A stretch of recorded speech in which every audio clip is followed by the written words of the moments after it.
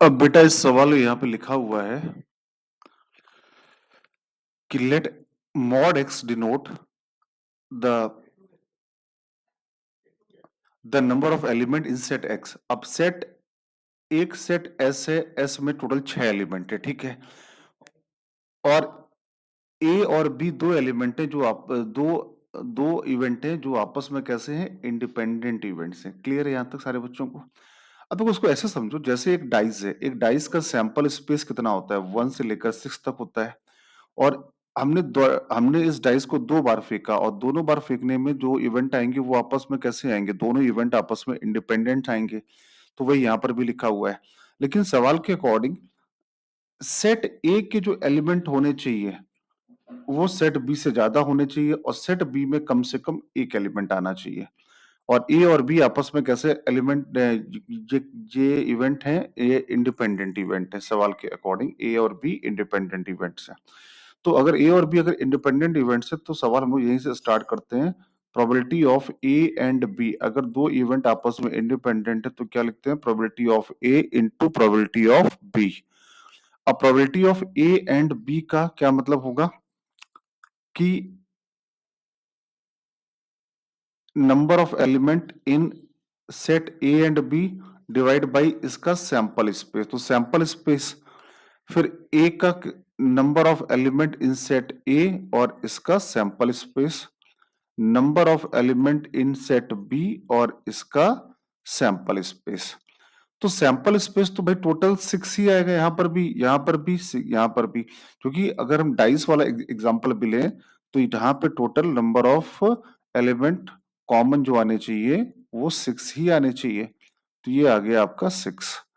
यहाँ पर number of element या ए का cardinal number divide by 6, B का कार्डिनल नंबर डिवाइड बाई 6, 6 से 6 कैंसिल हो गया। तो इसका मतलब क्या आया, ए एंड बी बराबर आया number of element in set A number of element in set B divided by 6। ये आपका पहला इक्वेशन है जो हम बार बार यूज करेंगे और साथ में इसको भी ध्यान में रखेंगे, इस वाली बात को, ठीक है। तो अगर आप गौर से देखो तो मैंने अगर टोटल यहाँ केस बनाने की कोशिश की तो सेट ए में मैक्सिमम कितने एलिमेंट आ सकते हैं।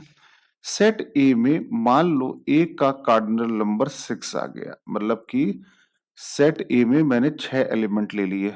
तो बी में कितने एलिमेंट पॉसिबल हैं, तो बी में एलिमेंट पॉसिबल हैं या तो 1 आएगा या तो 2 आएगा या 3 आएगा या 4 आएगा या 5 आएगा। क्लियर सारे बच्चों को? सेट ए में अगर 6 एलिमेंट लिए तो बी में कितने एलिमेंट पॉसिबल हैं, 1 या 2 या 3 या 4 या 5। मतलब कहने का मतलब यहाँ पे ये लिखा हुआ है, इसमें कंफ्यूज मत हो जाना, इसको मैं हटा भी दे रहा हूं यहां से कि बी का कार्डिनल नंबर क्या हो सकता है, या तो 1 हो सकता है या 2 या 3 या 4 या 5।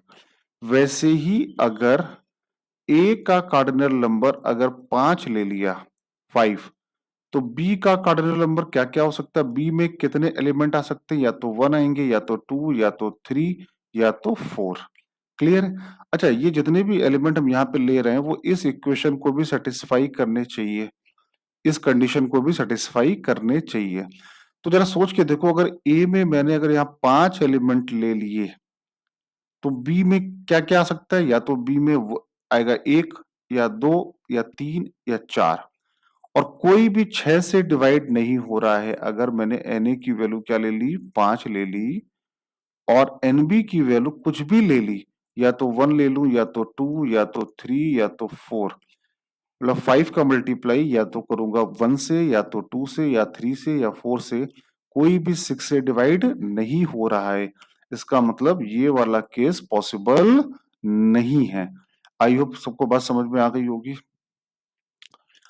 अब इसके बाद में केस 3 ले लिया, सेट ए का कार्डिनल नंबर 4 ले लिया। मान लो सेट ए में 4 एलिमेंट है, तो सेट बी में क्या क्या आ सकता है, सेट बी के टोटल एलिमेंट आ सकते हैं या तो 1 या तो 2 या तो 3, और एज वेल एज इस कंडीशन को भी सेटिस्फाई होना चाहिए। तो सेट ए में टोटल ले लिए 4 एलिमेंट, और सेट बी में क्या आ सकता है, या तो 1 आ सकता है, या 2, या 3, और 100% ये 6 से डिवाइड भी होना चाहिए। अगर ये 6 से डिवाइड होना चाहिए तो पक्की बात है, अगर हम सेट बी में एक एलिमेंट लेंगे तो 4 इंटू 1 6 से डिवाइड नहीं है। अगर यहाँ पे 2 एलिमेंट लेंगे तो 4 इंटू 2 6 से डिवाइड नहीं है। तो इसका मतलब यहाँ पर केवल क्या आना चाहिए, केवल 3 आना चाहिए। तो 3 इज द करेक्ट आंसर, 1 और 2 करेक्ट आंसर नहीं होंगे। आई होप यहाँ तक सारे बच्चों को समझ में आ रहा होगा। सिमिलर लॉजिक से सिमिलर लॉजिक से अगर आपने सेट ए में अगर 3 एलिमेंट ले लिए, सेट ए में अगर 3 एलिमेंट लिए, एलिमेंट बोल रहा हूं, तो सेट बी में कितने एलिमेंट पॉसिबल हैं, या तो 1 पॉसिबल है, या तो 2 पॉसिबल है। अब यहां पे रख के देखते हैं। फॉर्मूला क्या था, एन ए इंटरसेक्शन बी बराबर number of element in A number of element in B divide by 6। अब हमने ए में टोटल एलिमेंट लिए हैं 3, और बी में क्या पॉसिबल है, या तो 1 या तो 2 डिवाइड बाई 6। क्लियर है। तो अब खुद देखो कि ये 6 से तभी डिवाइड करेगा जब ये 3 इंटू 2, ये 6 आएगा, 3 इंटू 2 6 आएगा। 3 इंटू 1 तो 6 से डिवाइड है ही नहीं, तो उसका मतलब 2 करेक्ट आंसर हुआ और 1 यहाँ पर रॉन्ग आंसर हुआ। केस 5 बना लिया। जब सेट ए में केवल 2 एलिमेंट लिए, सेट ए में टोटल कितने एलिमेंट लिए, 2 एलिमेंट लिए, तो यहां क्या क्या पॉसिबल है, तो सेट बी में केवल एक एलिमेंट पॉसिबल है। और एक बार इस फॉर्मूले में डाल के देखो, सेट ए में कितने एलिमेंट लिए, 2। ठीक है,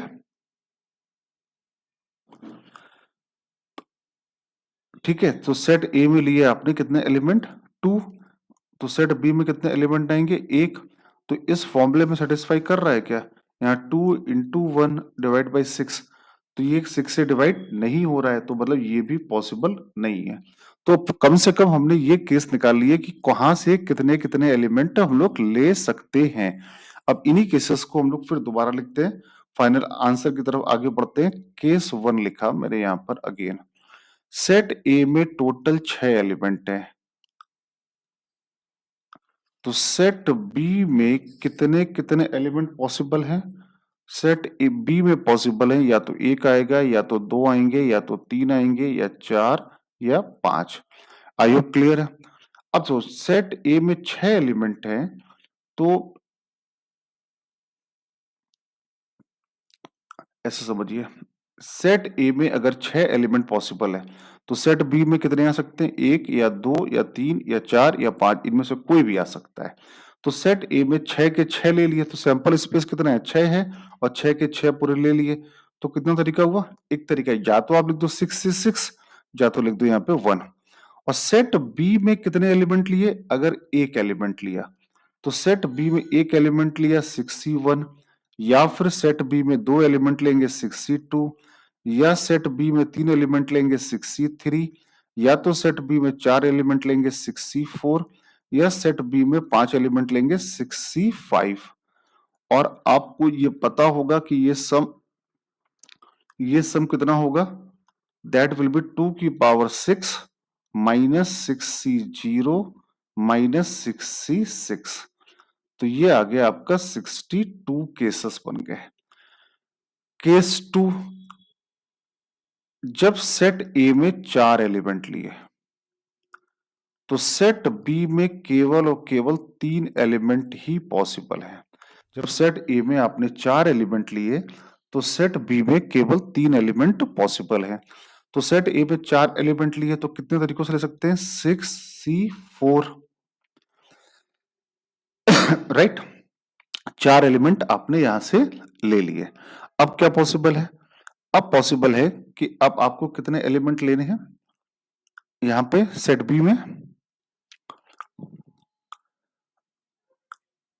अब जो आपने 4 एलिमेंट कॉमन लिए हैं, मतलब आप इस बात को ऐसे समझो जैसे सेट ए में, एक मैं एग्जांपल दे रहा हूं, लेट अज्यूम कि सेट ए में ये 4 एलिमेंट आ गए, 1 2 3 4, और जब ए की वैल्यू 4 है और बी की वैल्यू 3 है, जब a की वैल्यू 4 है, b की वैल्यू 3 है, तो कितना आया 4 इंटू 3 डिवाइडेड बाई 6। मतलब कि a इंटरसेक्शन b की वैल्यू कितनी आ रही है, 2 आ रही है। मतलब कि a इंटरसेक्शन b मतलब दो एलिमेंट कॉमन आएंगे, तो ये आया 1,2 आया। करेक्ट है। और सेट बी में कितने एलिमेंट हैं, 3 एलिमेंट हैं। तो सेट बी में जो 3 एलिमेंट हैं उनमें 2 एलिमेंट तो यही रहेंगे 1 और 2, और एक एलिमेंट कोई तीसरा रहेगा। आई होप आपको ये कंसेप्ट समझ में आ रहा होगा। लेट्स अज्यूम कि सेट ए में मैंने ये 4 एलिमेंट ले लिए, तो ए इंटरसेक्शन बी में 2 ही एलिमेंट आएंगे। तो सेट बी में तो 1 और 2 तो आएगा ही आएगा क्योंकि वो कॉमन वाला है, और तीसरा एलिमेंट मान लिया 5 आ गया। तो 6 3 4 का मतलब क्या हुआ, कोई भी 4 एलिमेंट 1 2 3 4 सेलेक्ट हो गए। अब उन 4 में से, करेक्ट है, अब उन 4 में से कौन से एलिमेंट ऐसे हैं जो कॉमन है, तो ये दो कॉमन है, तो क्या लिया 4C2, जो दो कॉमन आ गए। आई होप क्लियर है। ये आपने 1 और 2 यहाँ पे सेलेक्ट कर लिए। अब आपके पास दो एलिमेंट और बच गए, कौन कौन से दो बच गए, 5 बच गया और 6 बच गया। वो किसके लिए, सेट बी में आपको एक एलिमेंट और ले रहे हैं ना, तो ये 2C1 आ गया। आई होप यहां तक बात समझ में आई होगी। 6C4 का मतलब 1 2 3 4 हुआ। अब कौन से एलिमेंट कॉमन है, तो टोटल 4 एलिमेंट थे, उन 4 में से दो कोई भी कॉमन आ गए, 1 और 2 दो कॉमन आ गए। अब इसके बाद अब कितने बच गए, 5 और 6 बच गए। उन दो में से कोई भी एक ले लिया, दैट इज 5। तो ये कितना आ गया, 6C4 15 आता है, 4C2 6 आता है, और 2C1 2 आता है, तो आंसर आया 180। अब आगे बढ़ते हैं केस 3 की तरफ। जब हमने सेट ए में कितने एलिमेंट लिए हैं, 3। जब सेट ए में 3 एलिमेंट लिए हैं, तो सेट बी में 2 एलिमेंट आ रहे हैं। अगला केस है, जब सेट ए में 3 एलिमेंट लिए हैं, तो सेट बी में केवल 2 एलिमेंट आ रहे हैं। तो फॉर्मूला क्या आया, एन ए इंटरसेक्शन बी बराबर N A into N B divide by 6। तो यहाँ 3 डालेंगे, यहाँ 2 डालेंगे, तो एन ए इंटरसेक्शन बी कितना आ रहा है, 1 आ रहा है। आई होप क्लियर है। तो आप ऐसे सोचो कि सेट ए के लिए आपने कितने एलिमेंट लिए, 3 एलिमेंट लिए। तो आपके पास सेट ए में मान लो आपने ये 3 ले लिए, 1 2 और 3। आपके पास कितने एलिमेंट थे, 6 थे, 6 में से कोई भी 3 ले लिए। वो किसके लिए लिए, 1 2 3। अब दोनों, अब कॉमन कितने हैं, एक एलिमेंट कॉमन है। करेक्ट है। वो कॉमन कहां से आएगा, एक एलिमेंट अगर कॉमन है तो कॉमन कहां से आएगा, 3C1। अरे भाई सेट ए में 3 एलिमेंट थे, कोई भी एक एलिमेंट कॉमन ले लिया। मान लो मैंने यहां लिख दिया ए इंटरसेक्शन बी, तो ए इंटरसेक्शन बी में मान लो आ गया 1 आ गया। करेक्ट है। अब सेट बी में 2 एलिमेंट हैं, तो सेट बी में अगर 2 एलिमेंट हैं और 2 एलिमेंट है, तो एक तो कॉमन है, तो एक तो 100% 1 आएगा।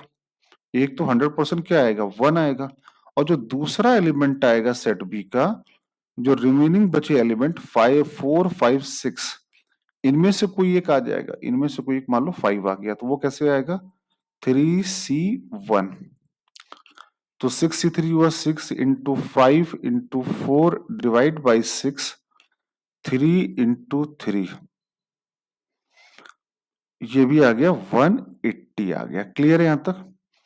अब कौन सा केस बचा,